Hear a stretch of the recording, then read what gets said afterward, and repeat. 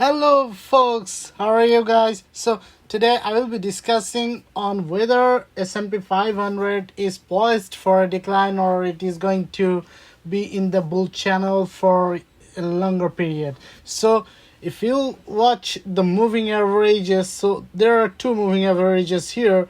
This one is the shorter term 20 and this is the 60-day moving average. So this is a daily chart. So what is going on is the market is up on the moving average 20 days for a very long time, like for months. Like it has been like quite a few months from the April low.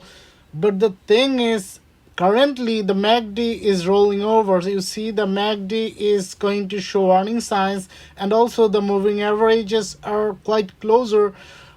Although the S&P 500 index has been up for the last two trading sessions, so what if S&P 500 cannot move beyond 6,927 of the previous high? If it cannot clear for a good while, like maybe for quite a few days, if it cannot hold up that level, then what will happen eventually is it will go up, but ultimately it will be running into the moving average level, and in a while it will be in this region, and then it will pull down from here, and the shorter term moving average or 20-day moving average of red line will cross the 60-day moving average, which is the green line, and then it will confirm the downtrend in the market, which is potentially going to be a bear market, because there are plenty of headwinds in the market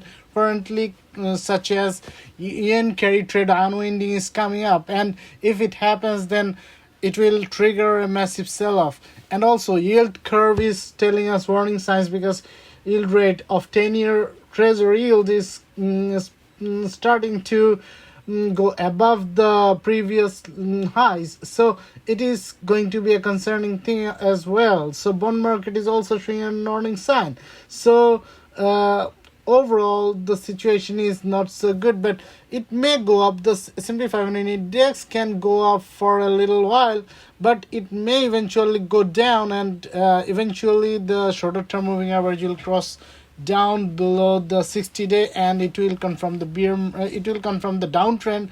And once the downtrend is confirmed, it will potentially be the beginning of the bear market. And hopefully you understand the importance of positioning yourself in a secured position for your portfolio, because your portfolio is at a risk if you do not take stance to hedge your risk, as there is potentially a downturn coming. And also the Federal Reserve cannot decrease the rates. It cannot cut the rates forever. It cannot, because inflation is already going up. So it cannot make the inflation become worse, because if it becomes worse, then it will become politically a bad thing, and also for the economy, because consumers cannot consume at the higher prices anymore. They cannot consume at the same level. So that is also a warning sign, and Federal Reserve cannot keep cutting rates. It has to pause at one point. And also, if inflation becomes out of control, Fed will be like keeping the rate steady, or it will eventually turn to the other side, like it will have to raise the interest rates to make the consumers easier for making things affordable for them. Okay, so thank you so much for watching. Have a good day. Bye.